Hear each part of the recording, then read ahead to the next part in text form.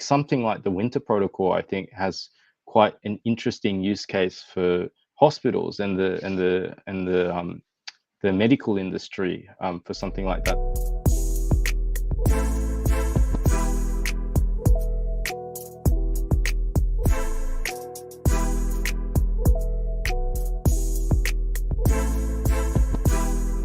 The Winter Protocol was designed in quite an agnostic way, which ultimately means that we can it ultimately means that we can deal with many different types of use cases.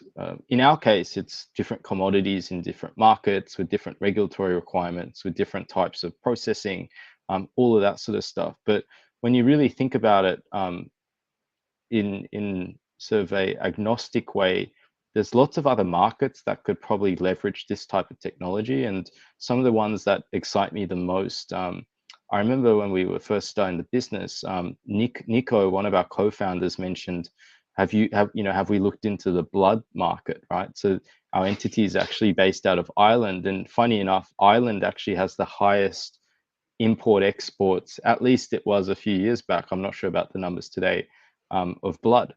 And blood is obviously a really important, you wouldn't call it a commodity, but it's a really important, I don't even know what you would call it. Blood's important, right? It saves lives.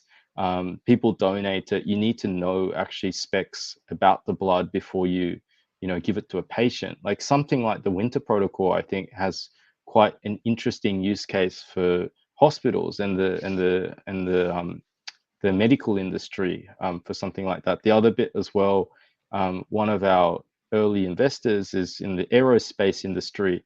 And I remember when we were first speaking to him, he was talking about parts and the need to verify the legitimacy of parts that you use for airplanes, right? And in many cases, you know, when an airplane's stranded on a field, waiting for repair, costs a lot of money to not only source it, but to check and make sure it's the right part, it works, it's been inspected.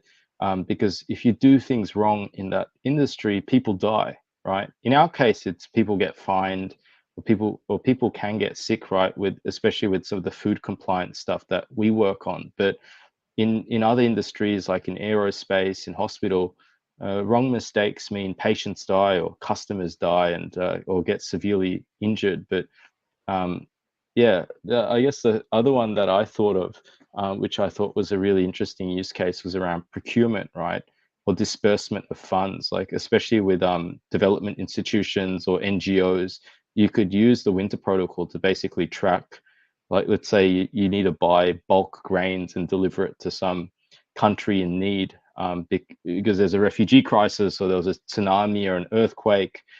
Making sure you can actually see where the funds came from, how they were deployed, and where it ended up.